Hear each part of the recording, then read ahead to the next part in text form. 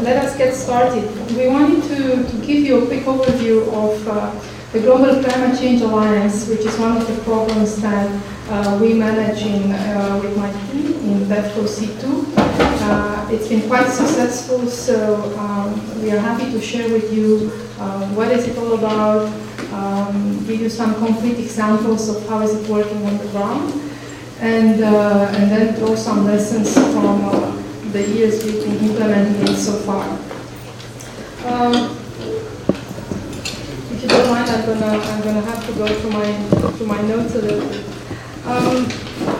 Now, the purpose, apart from building your awareness about what Global Climate Change Alliance is all about, it's also to discuss the mainstreaming climate change into development. It's something that we are very concerned with and very interested in emphasizing.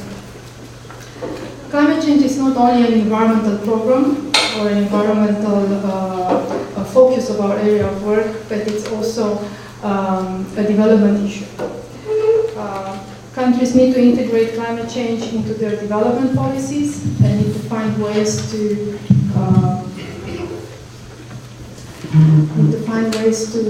better respond to an increased array of climate crises that we see unfolding around us. What is Global Climate Change Alliance? It's about promoting dialogue and cooperation, about promoting exchanges of experiences between the EU and countries in LDCs and seeds essentially. And it is to teach how to integrate climate change into development policies. Now, the way we structure these presentations, I'm going to go through the first few slides to give you an overview of the program and discuss some examples from the ground. And then Dr. Maro will go on with more concrete examples. All right, we launched Climate Change Alliance Global Climate Change Alliance in 2007. It's an initiative of the European Union. And the objective was to assist the most vulnerable and poor developing countries, in particular LDCs and seeds, to enhance their ability to cope with the effects of climate change and fight against poverty. Of course, with the end goal of achieving the Millennium Sustainable Goals. Now, the way the GCCA works, it's on these two double layers of actions that, in a way, reinforce each other.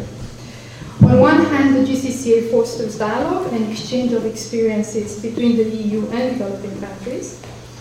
And the results of this dialogue helps feed into the international climate negotiations in UNFCCC. And on the other hand, we provide technical and financial support to targeted developing countries to help them integrate the climate change into their development policies. So on one hand, the second layer, it is again reinforcing their knowledge and capacity that then feeds into the first box and feeds into the climate negotiations.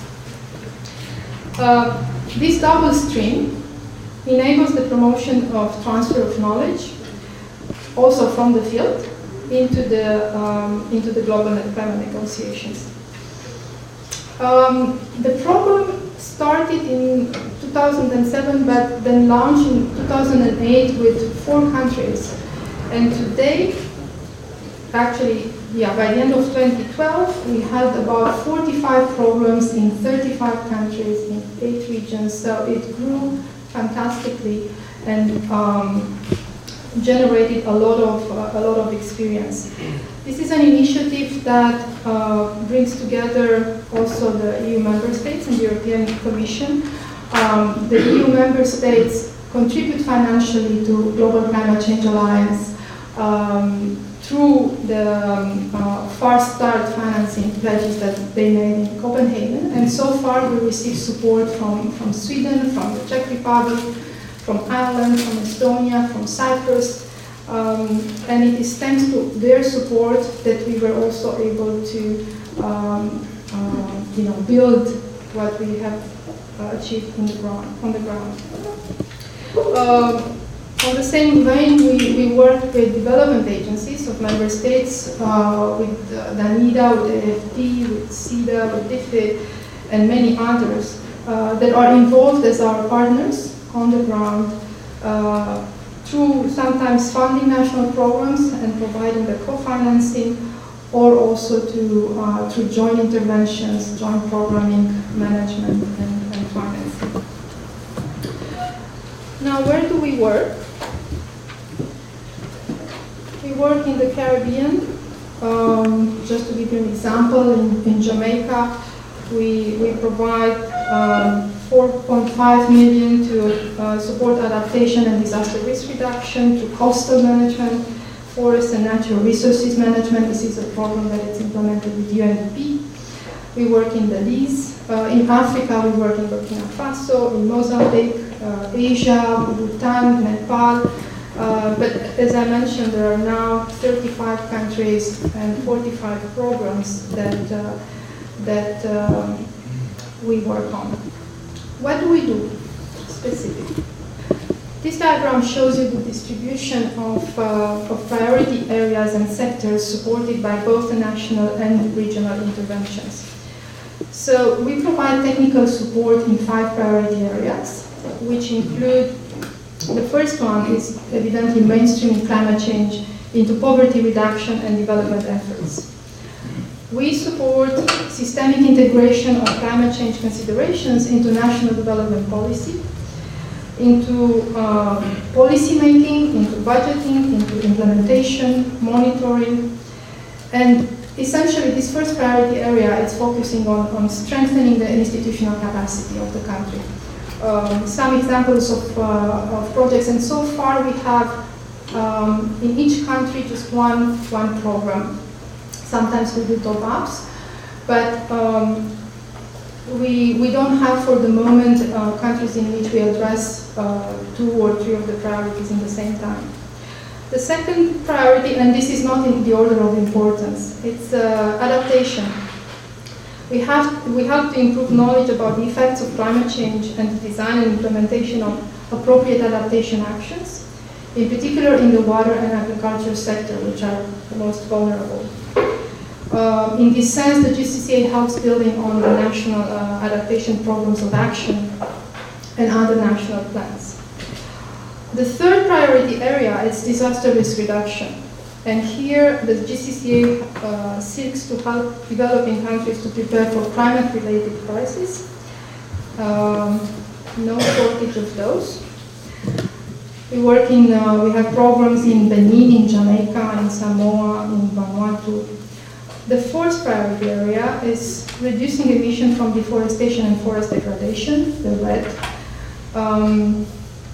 And here, again, we have programs in Burkina Faso, in Central Africa, DRC, Mali, Papua New Guinea, Sierra Leone, etc. And finally, the fifth priority is enhancing participation in the global carbon market. We aim to promote a more equitable geographic distribution of financing opportunities linked to the carbon market by building the capacity of the partner countries to access these sources of funding. And if you look at the diagram, you would see that, in a way, naturally, for LDCs and seeds, the adaptation is the area where we have most intervention, followed by mainstreaming environment and climate change, and less so the CDMs. Agriculture, land management, food security, and fisheries, key sectors that we work on. Now, a few words on the mainstreaming.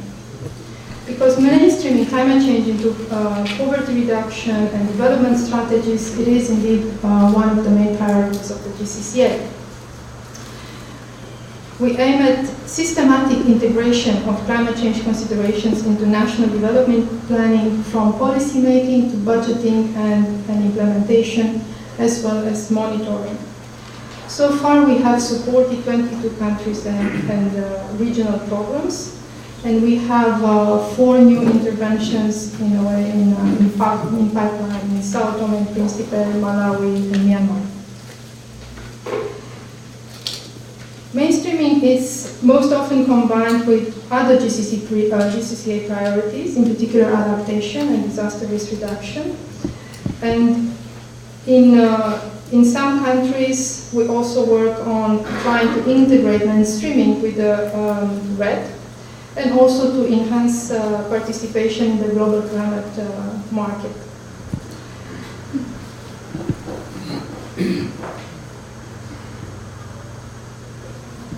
National mainstreaming programs are also supported by regional programs focused on capacity building, piloting, learning, and dissemination of elements of knowledge. I think important to note is that to complement all these efforts and to build the capacity, we organized 10 regional workshops for mainstreaming climate change international development planning and budgetary efforts. And so far we have trained about 190 officials, senior officials from ministries like finance and planning and environment. And we see a growing demand to continue to organize such regional workshops, which again it's testimony to the fact that the program it is useful on the ground. Let me now quickly say a few words about two interventions in Cambodia and Samoa, and then my colleague will continue with more examples from Africa. In Cambodia, well, Cambodia's vulnerability to climate change is linked to its characteristics as a post-civil war, developing agrarian country with 80% of the population relying on subsistence crop production. And this is combined with a weak adaptive capacity and limited infrastructures, as well as, of course, weak institutions. So in Cambodia, the GCCA helped set up the Cambodia Climate Change Alliance, the CCCA, which constitutes a unified engagement point for development partners and the multi-donor financial facility to provide resources for climate change capacity building at national and local government level. And it is also a mechanism for knowledge sharing and learning about climate change, which goes beyond the government and civil society to address the broader community. So here we supported the national climate change policy and legislation to reflect national development policies. And then we created a mechanism to provide financial resources from the Cambodia Climate Change Alliance Trust Fund to various climate change initiatives in the country. On the capacity building side, this program helped enhance Cambodia's negotiation capacity in the international negotiations in the UNFCCC.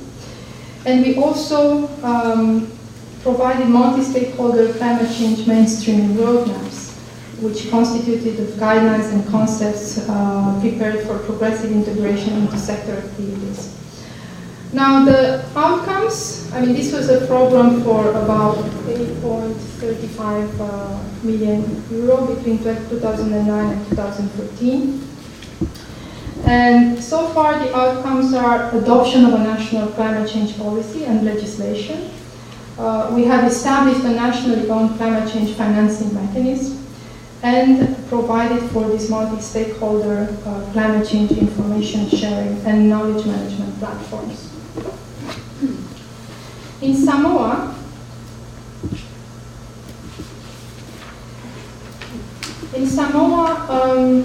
GCCA supported the integration of climate change into the Water for Life sector plan.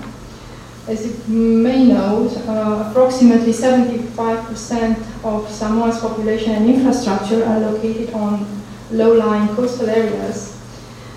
And you know, the key problem is protection against sea level rise, loss of land and property dislocation. Coastal floods are also a frequent problem, and they suffered damage from various cyclones in the past. So in Samoa, the GCCA GCCA, in view of the challenges, supported the integration of global climate change adaptation into the updated water for life sector plan for 2012-2016. The mitigation of the impact of flooding in the central Apia region through the rehabilitation of priority drainage infrastructure and the introduction of an effective maintenance program. So what are some of the key achievements? With support from the program, we saw the Water for Life sector plan for 2012-2016 adopted, with a stronger emphasis on climate change and improved watershed management. We see 6 watershed management plans being finalized and endorsed by a national committee.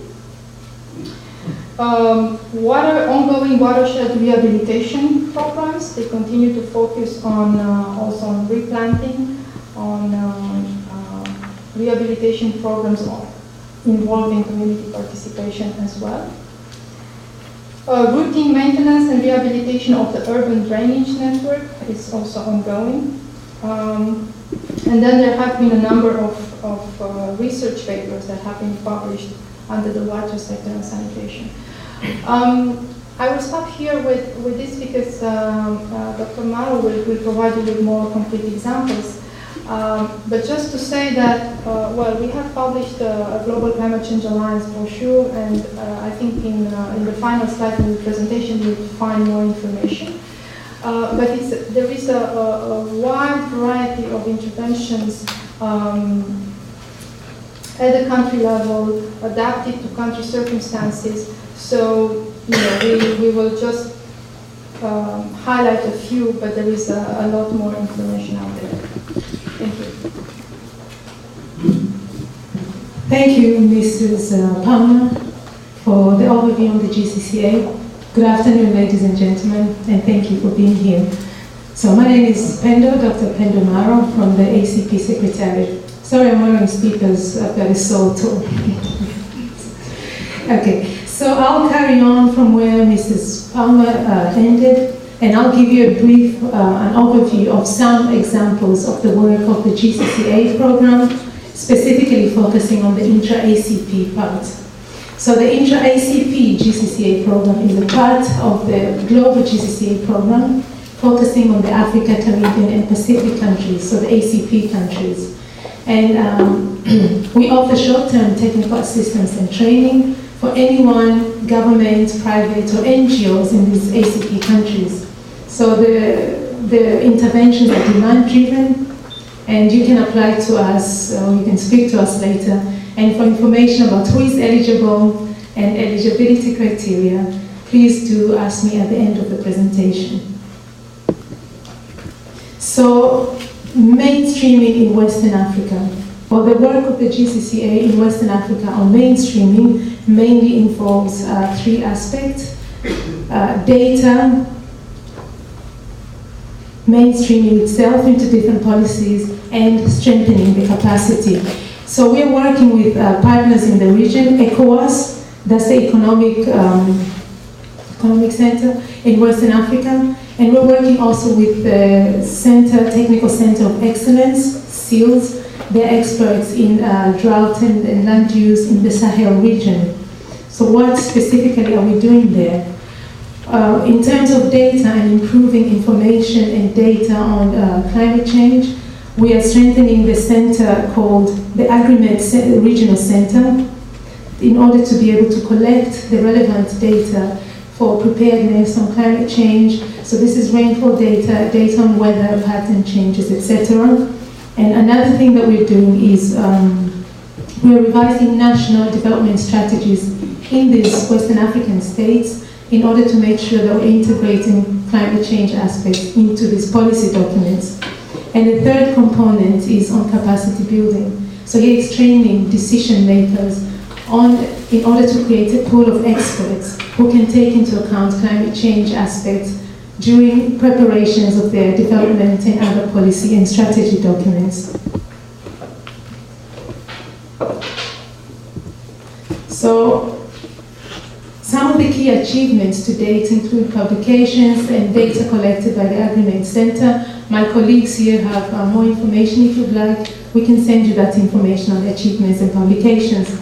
Now moving on to mainstreaming workshops by the GCCA. So the GCCA has carried out 10 regional mainstreaming workshops. These have been in Asia, Africa, Caribbean, the Pacific, and in overseas countries and territories during 2011 and 2012. One of the main outputs of this was that about 200 senior officials from these regions and countries were trained, and the advantage is that apart from raising awareness, we're also creating a pool of people who can go on and make sure that some of the aspects, or at least aspects of climate change, are integrated into the regional and national policies and strategies. Now, this effort is being replicated under the Intra-ACP GCCA program. In 2003, we started with training experts in the SEALS region. So we're training people who are going to be trainers to carry out further trainings in West Africa region. So far we've carried out the training of trainers in Burkina Faso SEALS. And the next stage, the phase that we're in now, is that the trainers are going together with the Intra-ACP GCCA experts to train national people in 3 countries, 3 pilot countries: Benin, Burkina Faso, and Niger. As a follow-up to that is that the trainers, SEALS trainers, will carry on the training in the whole of the region by themselves. So we've raised awareness and created a pool of experts who go on further to carry on the mainstreaming work. And one more in the planning work coming up on mainstream is in Santa Lucia. So we've had a request in Santa Lucia to carry out mainstreaming training of senior officials to integrate climate change into budgetary and planning process. So this is going to start soon, towards the summer of this year. Now, one of the countries that we've been doing mainstreaming training is Dominica. Now, this came about in a very interesting way. One of the participants to the regional workshops in the Caribbean, in Jamaica, last year, approached the Intra-ACP GCCA program and asked, after realizing that they were preparing a national land use policy and physical development planning, and realized that climate change aspects were not integrated. So they approached the Intra-ACP GCCA program for training and including, in order to include climate change into these new policy documents they were preparing. So as a first phase, we have carried out vulnerability and adaptation assessments in Dominica. I mean, the needs are there. Dominica is a Caribbean country. Yes, it's one of the small island states. 70% of the population, or at least about, are residing at sea level. So issues on sea level rise, flooding, and landslides. So the first part on the vulnerability assessment has taken place.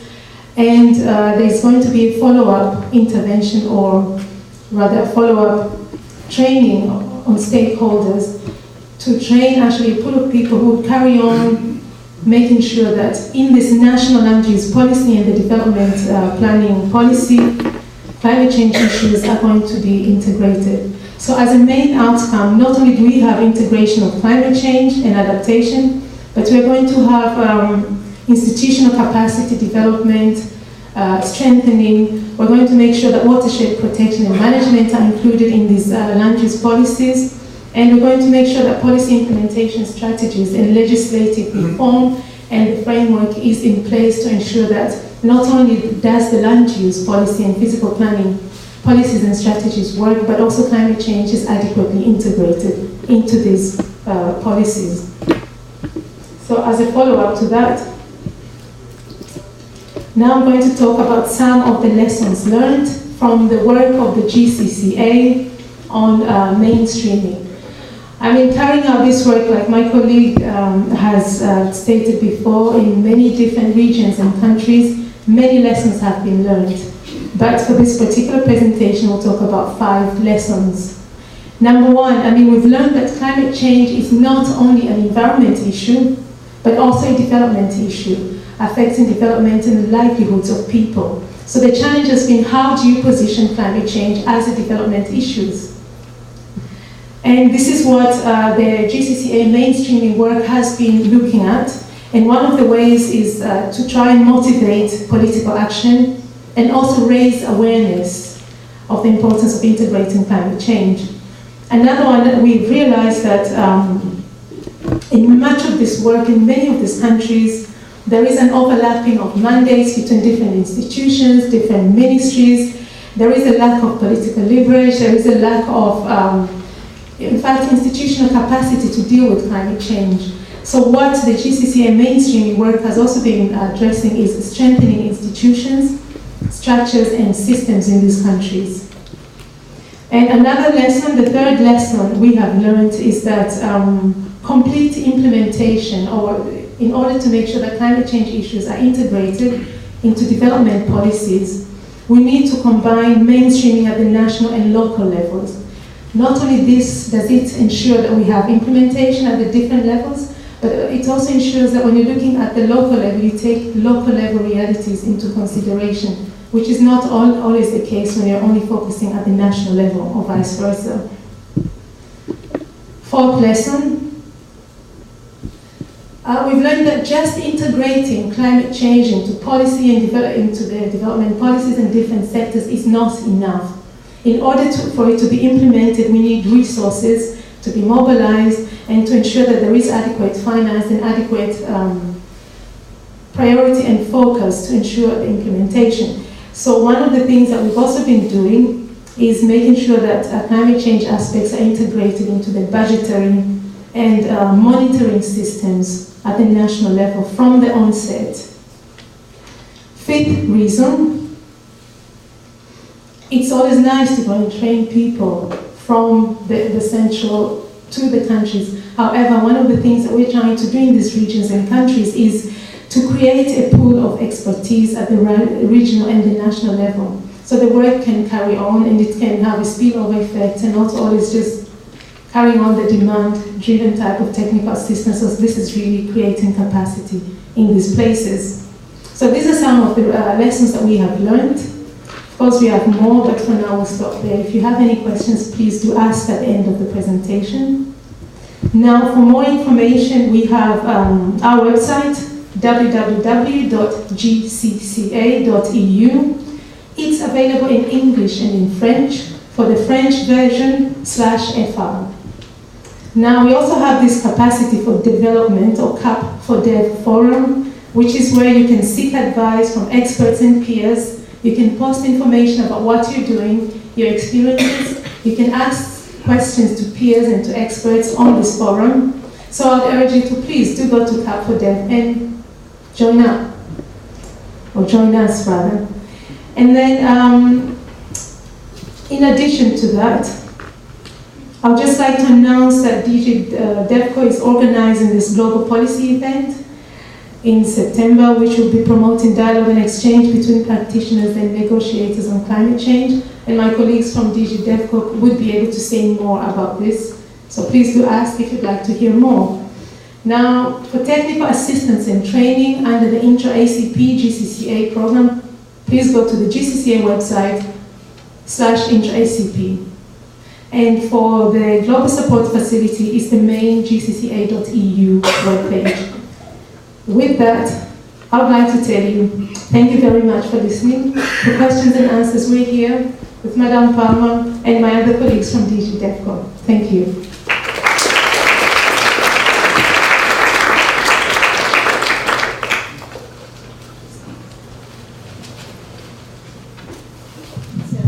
If you have any questions, now is the time to pass the floor to you. I'm afraid for technical reasons, only our speakers are privileged with a microphone, so if you want to ask a question, just speak up, please, and our speakers will be happy to answer. Yes, you mentioned this demands-driven side of GCCA and of your interventions. Could you say a word about this? What kind of questions are coming? Who can pose them? These kind of things. Thank you. Well, thank you. On the demand-driven nature of the Intra-ACP GCCA support, Okay, so we have mainly people from the ACP countries for this Intra-ACP GCCA program. They like to ask for support, for example, on training. Or did I get your question wrong? No, I was just reflecting because GCCA is for all the world, isn't it? Yes. So how comes now it's limited to ACP? No, it's not limited. This is always a bit of the confusion. GCCA is for the whole world, like my colleague explained. Asia, Africa, Caribbean, Pacific, and which did I leave out? Thank you. Right. So, and within this global GCCA program, you have the Intra-ACP part. So it's just one part of the global GCCA program focusing on Africa, Caribbean, and Pacific countries. And here's where this is demand-driven short-term technical assistance. In order to get some of this assistance, you just write to us and you demand for it. And there is some criteria. I mean, the demand has to fall within the 5 priorities of the GCCA, which were explained by my colleague: adaptation, mainstreaming, disaster risk reduction, carbon markets. So yeah, and we do get requests on different types, including training or mainstreaming or climate change financing. We get requests to work on vulnerability assessments, to prepare policy documents, etc. I hope I've answered your question. Thank you.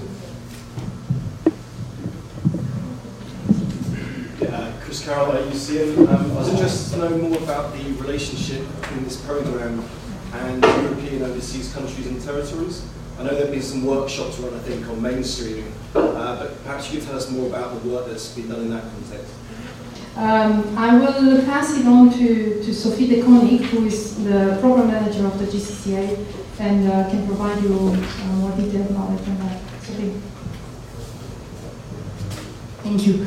The way we dealt with the OCTs versus the other countries and territories is that they are associated when we have regional programs or when we do regional workshops. They are invited systematically. At their demand, we also organized a specific training workshop for them in Brussels, back to back with an OCT forum held in Brussels. So that they're not beneficiary directly from GCCA funding in the sense of having a program for themselves, but they are associated through regional activities. Thank you. I wanted to know if the initiative is linked with the UN IDEA, which is the UN looking at disaster risk reduction plan to implement at country level disaster risk management plan to implement the disaster risk reduction strategies. So this is one first question, and then how you link the climate change issue with resilience. Okay, so disaster risk reduction is one of the 5 priorities of the GCCA. At the same time, there are many other initiatives, especially under the Intra-ACP, dealing with disaster risk reduction. So the EU is doing more on disaster risk reduction than what we're doing under the GCCA. And so they are coordinating amongst colleagues. And it's basically the program that are more dedicated to disaster risk reduction that have this direct link with UN ISDR. Under the GCCA, what we observe is that countries in general ask to address climate change adaptation and disaster risk reduction together. They don't really treat the 2 issues separately, and we observe that specifically in the Pacific. And that was, sorry, your second question? Was it? More open, like the link with resilience. Oh, the link with resilience. Well, it's, yeah, and that's how it's dealt with in the sense that countries, see these issues as, a common issue, and so we don't really differentiate adaptation and disaster risk reduction. They express their needs, and then the programs are designed and formulated against their needs. And as you've seen from the slide with the sectors in which we work, the majority of the program actually look at issues like food security and the agricultural sector, and in that sense that also makes a link with the broader resilience concept, which also look at food security issues and so on. So we don't really treat these issues separately. They are naturally addressed jointly as part of the demand-driven process of preparing the programs. How gender mainstreaming is also included in these capacity building process. As we know, in those regions, at risk women are the most, same as their absence in policy process, as well as in the carbon market. So how does that fall into the Alliance program? Yeah, in the regional workshops on mainstreaming, we had invitation to both male and female participants, and we encouraged the countries to nominate people from the two gender, but it was not mandatory. We didn't have a system of quota or something like that. Another way to deal with that is through a lot of the GCC programs have a local dimension or implementation of activities on the ground.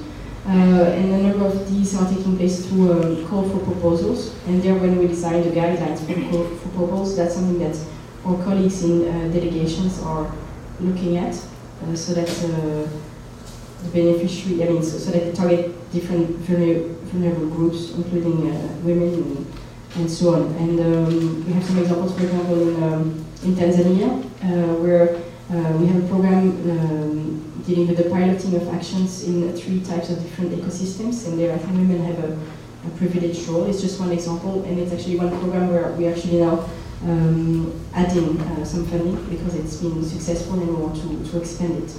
So it's on a case by case, but mainly by sensitizing, and then through maybe a more mandatory way when developing guidelines for receiving project proposals.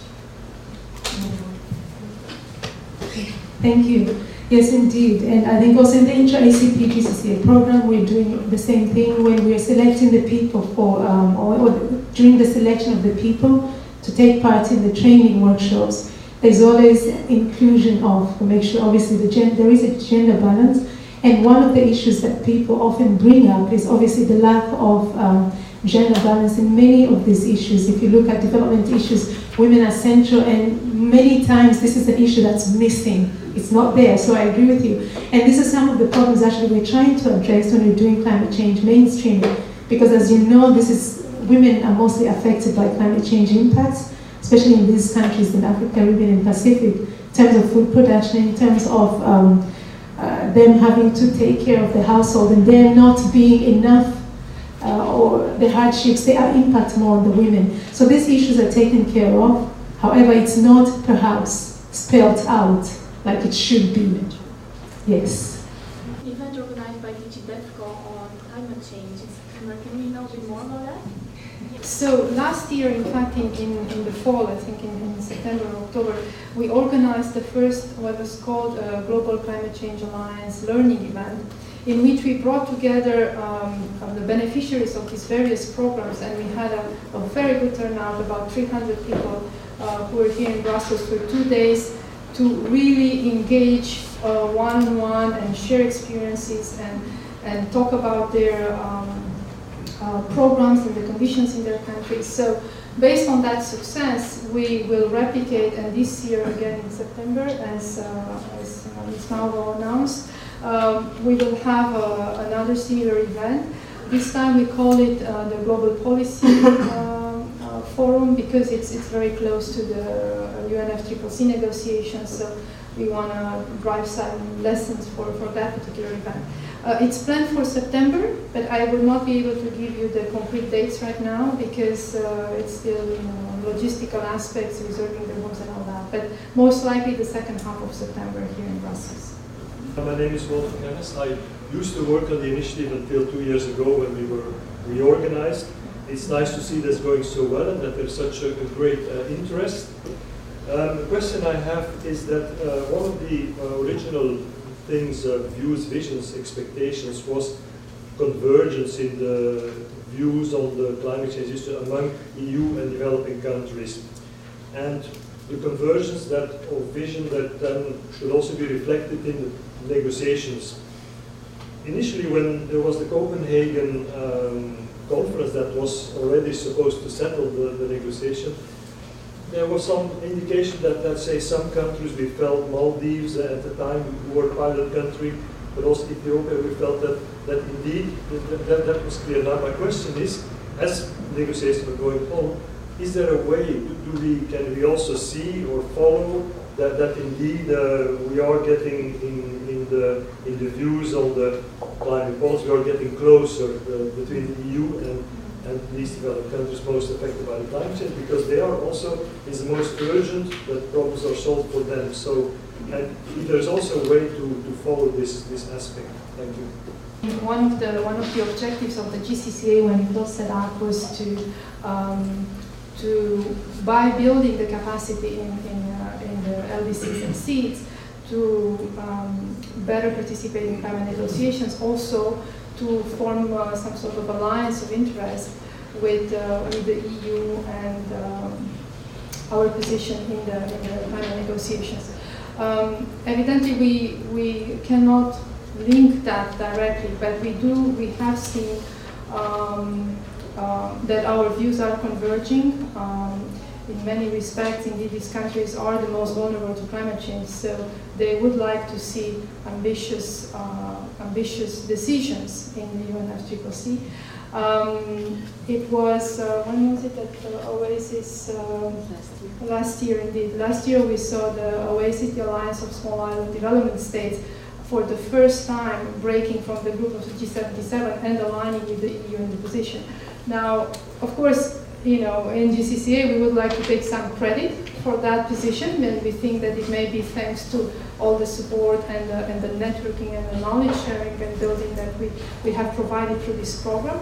I wouldn't be able to say it's 100% due to that. However, I think it might have had some contribution because, as it was explained, also through these regional workshops, we have trained all these officials and ministers from the government, so just the level of awareness and capacity it's growing, and I think that is going to further reflect in how they will position also in climate negotiations. What is going to be the future of GCCA after 2014? I take that question too. Well, based on what we consider it's a successful development of this program, we very much intend to continue. So in the next financial framework, we will have as a thematic unit DEVCO C2, we will be responsible for the environment and climate change envelope under the Global Public Goods and Challenges instrument, which is the next thematic instrument. And there, one of the innovative ideas proposed, and of course this is still under discussion, it's to have what we call flagships. So innovative programs in which we try to address, in a way, breaking the silos between different areas and environment. We can't really talk about silos. I mean, the division of environment, climate change, but the rest, it's a very much an artificial and one for administration standpoint, but not more than that. So, to cut it short, we do plan to continue GCCA and to make it a flagship under the name GCCA Plus, where we will, of course, envisage to scale it up and expand it to other countries.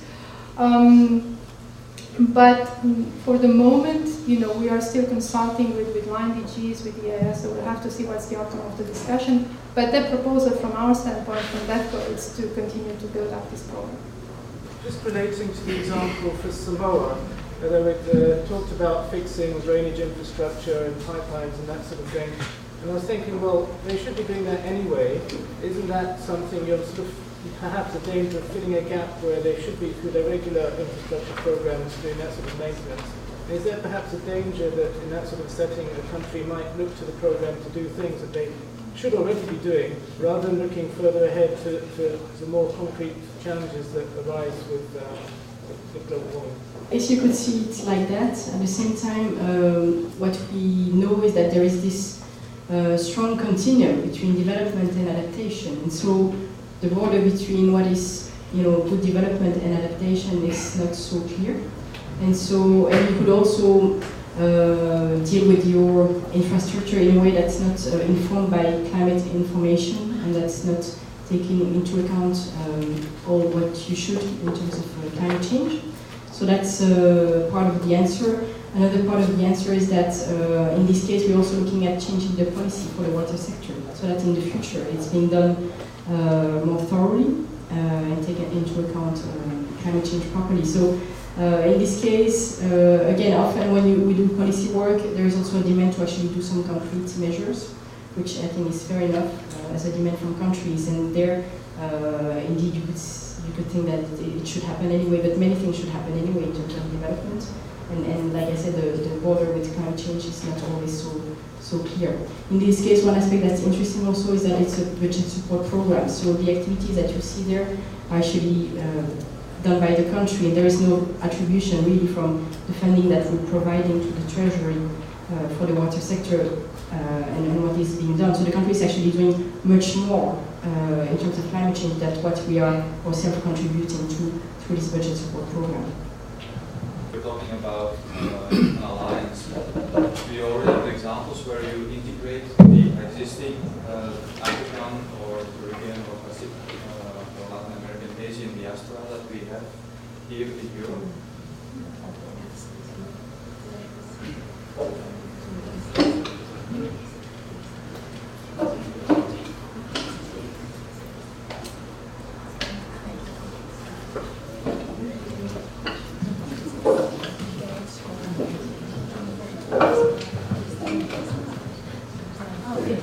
One of the ways that we're involving the diaspora, Africa, Caribbean, Pacific based here, is through the ACP Secretariat. As you know, there is an Africa, Caribbean, Pacific Secretariat based in Brussels, specifically to address needs and requests from these countries. So the Secretariat sends out information to the embassies and missions of these Africa, Caribbean, and Pacific on all sorts of important matters. And we do have subcommittees and technical committees meeting at the Secretariat. And all the work that we're doing, for example, on climate change, UNFCCC negotiations, we have technical meetings at the ACP involving all the missions, or inviting all the missions and embassies of ACP countries. And one of the things that we do also is prepare common position of the ACP countries to this type of negotiations, for example. Another part is on the work on, for example, things like Rio Plus 20 on the climate work. We inform the subcommittee of ambassadors at the ACP Secretariat. And these are the people who are based here representing these countries in Belgium. And hopefully the idea is that they spread the information further. And some of the other issues that we do, for example, more social events related to any of these ACP work, is open not only to the missions and embassies, but to much of the diaspora based in Belgium. So this is just one of the ways we're trying to include the diaspora. And a lot of people from the diaspora also do come to ask questions. At least I've had some on climate change, or asking about the Intra-ACP GCCA program and what they can do in their country and how they can make use of this program in their countries. I wondered, since you just went through the programming process, how many countries have now climate change as a focus sector, if this exists at all? And if not, well, you, apart from this facility, you mentioned you have 35, I think, programs in countries. How demanding or how interested are countries in doing these kind of projects on a broader level than just a little ST intervention? Are you from DEVCO? I've worked for DEVCO before. Okay. Well, colleagues who work in DEVCO, they know that, and maybe you know as well, that our new development policy agenda for change has one of the criteria as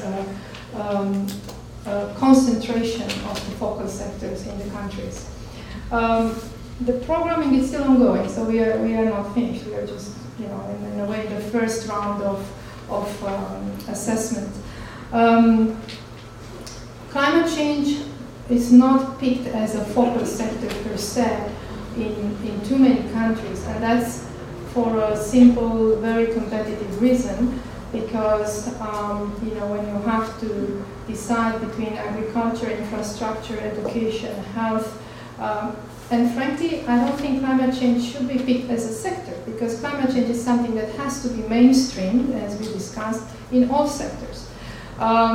So we are not very much concerned about that, because our focus is to try to really mainstream climate change into the sectors that have been chosen by various countries. Now we see that it's almost obvious that the most picked up sector is agriculture and food security, and there it's the place where climate change it's easy to mainstream in a way. Energy as well, there is an obvious link. So we also have the 20% climate change target that we have to deliver against throughout the EU budget. And in that sense, we have already starting analyzing and looking at, okay, how is it going to look for the next MFF, for the DCI, for the EDF. And we are confident that we will be able to come very close to this target or maybe even overpass it. What's needed is serious mainstream. And our efforts, at least from my team's point of view, is to really work with all the colleagues in the House to emphasize this view. So, for the second part, I don't know if so the second part about the demand, right? I think that there is a good demand from what I've seen through the program, and also from what we see from other partners' experience for this kind of programs with a focus on institutional strengthening and mainstreaming, among other issues. Obviously, I mean, the amounts are not maybe as big as for other subjects, but for the environmental climate change project, there are already fair amounts. And also, if you focus on institutional strengthening and capacity building, changes in the way the governments operate, it's not where it's time consuming, it's resource intensive in terms of human resources, but it's not necessarily that expensive. So often actually part of the amount is allocated to measures on the ground. But we see a good demand for this kind of programs.